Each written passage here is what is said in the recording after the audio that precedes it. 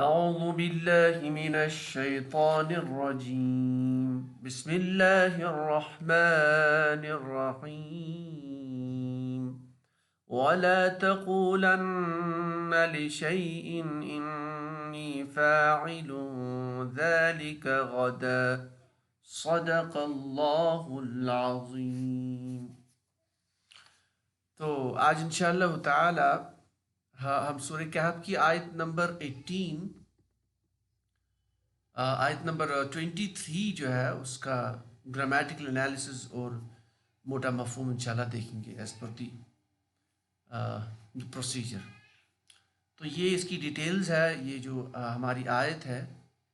یہ سورہ کی کون سے رکوع میں ہے، تو یہاں پہ اس کی ڈیٹیلز ہے. تو سب سے پہلے ایز یوزول ہم سٹارٹ کر لیتے ہیں. یہ جو آیت ہے اس میں کتنے الفاظ ہیں، یہ کتنے کلمات پہ مشتمل ہے، پہلے ہم دیکھ لیتے ہیں. یہ آپ کا لا تقولن لشیء، ان یا انی، ان پلس یا یا ضمیر متکلم، فاعل ذالک غدا. یہ ہم نے جو ہے اس میں سے جو ٹوٹل نمبر آف الفاظ ہے، جو ورڈ سے ہم نے ان کو الگ کیا. پھر اسٹیپ نمبر 2، ان میں سے ہم اب دیکھیں کہ اسماء کون سے، افعال کون سے، حروف کون سے ہیں. تو سٹارٹ کرنے کے لیے تھوڑا سا ہم ایک بار پوائنٹر کو چینج کر لیتے ہیں تاکہ ہماری جو ویزیبلٹی ہے وہ کلیئر ہو. چلے، واو حرف عطف ایز یوزول، ٹھیک ہے. تو یہ آپ کا لا جو ہے ہم جانتے ہیں یہ حروف ہے. یعنی عربی زبان میں جو لام، بہت ٹائپ کے لام ہوتے ہیں، جب یہ لا کی صورت میں ہو تو عموماً یا تو یہ لائے نفی ہوگا یا تو یہ لائے نہیں ہوگا. اب یہ جو بھی ہوگا اس کو ہم نیکسٹ اسٹیپ میں دیکھیں گے، لیکن فی الحال یہ آپ کا جو ہے حروف کی کیٹیگری میں داخل ہے. تقولن، دیکھیے اس میں ابتدا میں علامت مضارع ہے تا، ابتدا نون میں سے تا ہے، اور اینڈ پہ اس کا نون مشدد ہے. یہ فعل جو وربس ہے عربی زبان میں ان کی ایک اسپیشل کیٹیگری، اس کو بولتے ہیں لام تاکید و نون تاکید ثقیلہ والا، ٹھیک ہے. یہ اس ٹائپ کا فعل ہے. تو بہرحال یہ آپ کا فعل ہے، اس کو ہم فا لکھیں گے. لی شیئن، لی علام جارہ ہے تو یہ آپ کا حروف کی کیٹیگری ہے، حرف جارہ. تو جب یہ حرف جارہ ہے تو حرف جارہ ایک موٹی علامت ہے اسم کو پہچانے، اس کے بعد جو چیز ہوگا وہ اسم ہوگا. تو شیئن اسم ہے. دوسرا، شیئن کے آخر پہ جو حمزہ ہے اس پہ بھی تنوین ہے، تو اس سے بھی ہم اسم کو پہچان سکتے ہیں. یہ آپ کا اسم بن گیا. پھر انی، یہ بنا ان پلس یا کی ضمیر. اب ان جو ہے یہ حرف مشبہ بالفعل میں سے ہے، تو یہ آپ کا حروف کی کیٹیگری ہے. اور حرف مشبہ کے ساتھ کہ جو آپ کا یہ یا جو ضمیر ہے اور ضمائر سارے کے سارے اسماء ہیں، معرفہ اسماء ہیں، تو یہ آپ کا اسم. فاعلن، دیکھیے اس پہ آخر پہ تنوین ہے، اور دوسرا یہ فاعلن پہ ٹرن پہ اسم الفاعل جو ہے ایکٹیو پارٹیسپل، تو اس حساب سے آپ کا اسم ہے. ذالک، یہ اسماء اشارہ بعید ہے، اور پھر غدن میں تنوین ہے تو یہ بھی آپ کا اسم ہے. تو اس طرح سے ہم نے اسماء، افعال، حروف کو الگ کیا. چلتے ہیں جو صرف اور نحو کے جو موٹے قواعد ہیں گرامیٹیکل انالیسس کے لیے، وہ ہم انشاءاللہ دیکھ لیتے ہیں. تو سب سے پہلے واو حرف عطف ہے، تو اس کا ہم ٹرانسلیشن کیا کریں گے؟ اور، ٹھیک ہے، سیدھے اس کا ہم ٹرانسلیشن اور کریں گے. اس کے بعد میں لام جو ہے تو ٹرانسلیشن میں لکھوں گا نہیں، میں آپ کے لیے اس کو یہاں ویزیبل بنا لیتا ہوں. یہاں پہ دیکھ لیجیے اس کا اور واو. پھر اس کے بعد ہے لا تقولن. اب یہ جو لا تقولن یہ امپورٹنٹ ہے. اس کے ابتدا میں آپ کا جو یہ لام ہے لا، یہ یا تو لائے نفی ہوگا یا تو لائے نہیں ہوگا. اب ہمیں کیسے پتا چلے گا؟ اگر یہ لائے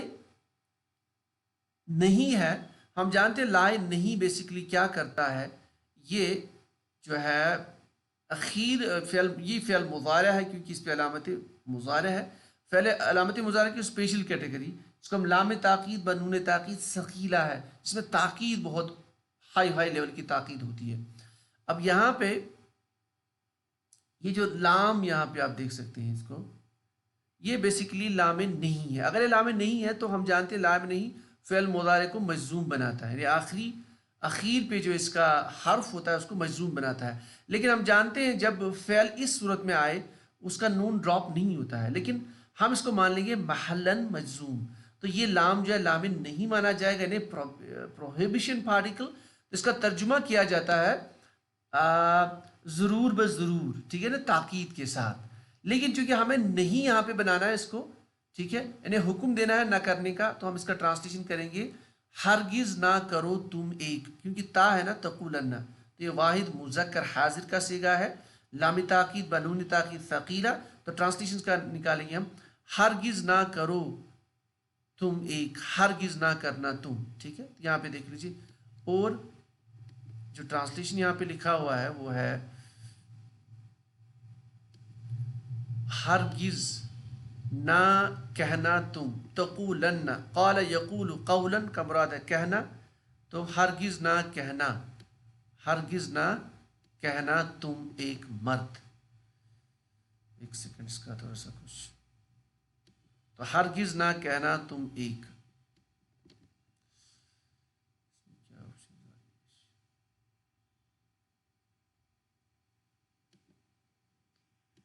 ٹھیک ہے، تو اس کا ٹرانسلیشن ہم کریں گے واو اور لا تقولن، ہرگز نہ کہنا تم ایک، اب یہ تم ایک سے مراد یہاں پہ بیسیکلی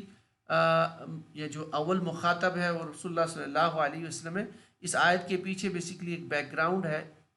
تو بیک گراؤنڈ یہ ہے کہ جب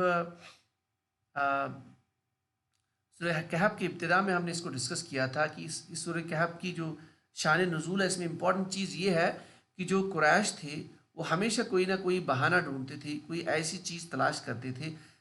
تاکہ انہیں موقع ملے رسول اللہ صلی اللہ علیہ وسلم کو جھٹلانے کا، ان کی نبوت کو انکار کرنے کا، ٹھیک ہے، تو ایک بار یہ گئے تھے اہل کتاب کے پاس، یہودیوں کے پاس، عیسائیوں کے پاس، کیونکہ ان کے ذہن میں یہ چیز تھی کہ ان کے پاس جو ہے چونکہ وہ اہلی کتاب ہے، ان کے پاس کتاب کا علم ہے، تورات اور انجیل کا، تو ظاہر سی بات ہے ان کے پاس کوئی ایسی چیز ضروری ہوگی جس کی وجہ سے ہم اس کو پہچان سکیں، اس کو ٹیسٹ کر لیں، تو وہ جب اہلی کتاب کے پاس گئے تو انہوں نے کہا کہ قریش نے ان سے کہا کہ ہمیں آپ یہ بتائیں کہ ہم کچھ سوال ان سے پوچھ لیں، ٹھیک ہے، تاکہ ہم یہ دیکھیں کہ اس کو پتہ ہے کہ نہیں، اگر وہ سوال کہ جواب یہ دے پائیں تو پھر تو یہ نبی ہے، اگر یہ نہ دے پائے تو پھر تو ہمارے پاس ایک ایسی چیز مل جاتی ہے تاکہ ہم یہ ثابت کر سکیں کہ یہ جھوٹا نبی ہے، تو بہرحال انہوں نے 3 چیزیں ان کو بتائی تھی، ایک روح کے بارے میں ان سے سوال کر لیجیے آپ، دوسرا آپ جو ہے یہ جو ہے ان نوجوانوں کے بارے میں سوال کیجیے، یعنی اصحاب کہف کے بارے میں، اور تیسری چیز ذوالقرنین، یعنی جس نے پورا زمین پہ جو ہے وہ چکر مار کے آ گیا، تو یہ جو 3 سوال جو ہے جو قریش آگے یہ 3 سوال لے کے حضور سے پوچھا، تو حضور صلی اللہ علیہ وسلم ہم جانتے ہیں ان ہوا الا وحی یوحا، وہ ہر کوئی چیز کا جواب دیتے تھے، اللہ تعالیٰ سے ان کو وہی آتی تو وہی کے بقدر وہ جواب دیتے تھے، ٹھیک ہے، تو رسول اللہ صلی اللہ علیہ وسلم نے جب انہوں نے جب رسول اللہ صلی اللہ علیہ وسلم سے 3 سوال کیے، تو رسول اللہ صلی اللہ علیہ وسلم نے جو ہے کہا کہ میں آپ کو ضرور بتاؤں گا یہ کل، ٹھیک ہے، اب اسی کے پس منظر میں اللہ تعالیٰ ایک طرح سے رسول اللہ صلی اللہ علیہ وسلم کو اب تنبیہ آپ کہہ لیجئے، یعنی یہ کہہ رہے ہیں کہ وَلَا تَقُولَنَّ، کہ ہرگز نہ آپ کہیں، کیا آپ نہ کہے شیئن لشیئن، اب دیکھیں حرف جارہ لام ہے تو یہ جار مجرور ہو گیا، تو یہ مجرور ہے، ٹھیک ہے، تو یہ شیئن سے شیئن ہے تو کوئی چیز، نکرہ اس میں تو کوئی چیز، لیکن جب ہم یہاں پہ لشیئن کسی چیز کو یا کوئی چیز کے بارے میں، کسی چیز کے بارے میں، تو ولا تقولن، اور اے نبی ہرگز نہ کہیں آپ شیئن کسی چیز کو یا کسی چیز کے بارے میں، کیا نہ کہے انی، انا حرف مشبہ بالفعل ہے، یہ جب اسم پہ داخل ہوتا ہے اس کو منصوب بناتا ہے، یہاں پہ اسم ضمیر ہے، اٹیچڈ ضمیر منصوب متصل، تو یہ اٹیچڈ ضمیر ہے یہاں پہ انی، کہ بے شک میں، تو وَلَا تَقُولَنَّ لِشَيْءٍ، اے نبی لا تقولن، ہرگز نہ کہے آپ، یعنی ہرگز نہ کہیے آپ لشیئن کسی چیز کے بارے میں یا کسی چیز کو، کیا نہ کہے کہ انی، کی بے شک میں، فاعل، یہ اسم الفاعل ہے، ایکٹیو پارٹیسپل، یعنی کام کرنے والا، ثلاثی مجرد میں جب آپ کو ایکٹیو پارٹیسپل بنانا، اسم الفاعل بنانا ہو تو فاعل کے وزن پہ آتا ہے، بہرحال یہاں پہ فاعل ہے مطلب کام کرنے والا،